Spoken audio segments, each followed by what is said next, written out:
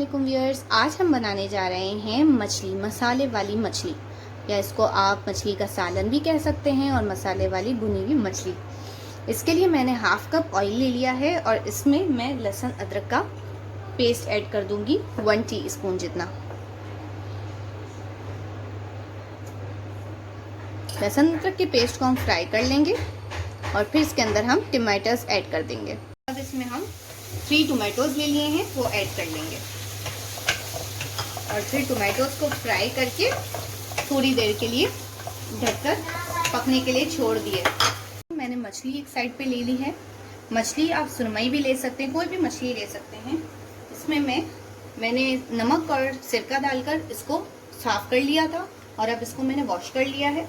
अब इसमें 1 टीस्पून जितनी चिल्ली फ्लेक्स ऐड कर दूंगी मैं और 2 टीस्पून जितना धनिया और जीरा, भुना हुआ धनिया और जीरा ऐड कर दूंगी इसमें मैं और 1 टीस्पून जितनी हल्दी ऐड कर दूंगी इसमें मैं 1 टीस्पून जितनी रेड चिल्ली ऐड कर लूंगी। 1 टीस्पून से थोड़ा मैं ज़्यादा ऐड कर रही हूँ, पर मेरी रेड चिल्ली थोड़ी ज़्यादा स्पाइसी है। आप चाहें तो इसमें 2 टीस्पून जितनी भी ऐड कर सकते हैं।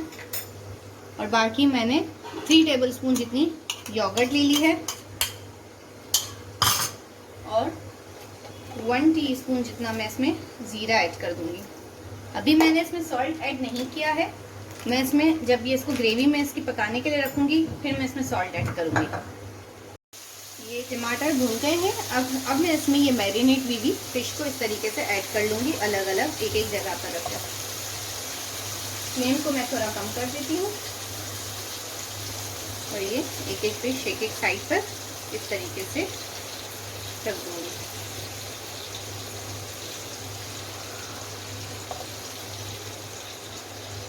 इसमें बाकी सारा जो मसाला है वो ये इसमें इस तरीके से ऐड हो जाएगा।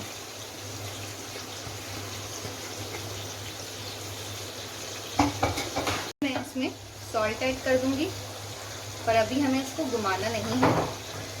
और फिर इसमें मैं शान का फ्राई मछली मसाला ये ऐड कर दूंगी थोड़ा सा। देखिए मैंने इसको पलटाया नहीं था, अब मैं आपके सामने ही इसको पलटा दूंगी, बिल्कुल एहतियात से। इसको एक एक करके इस तरीके से इसके मसाले को करना है ताकि नमक इसका मिक्स हो जाए। ये देखो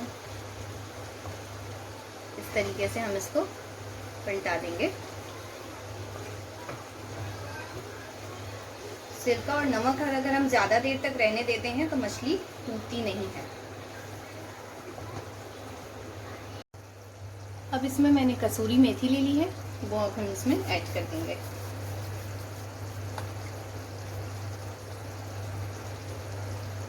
इस तरीके से और फ्लेम थोड़ी सही सही रख देंगे इसकी।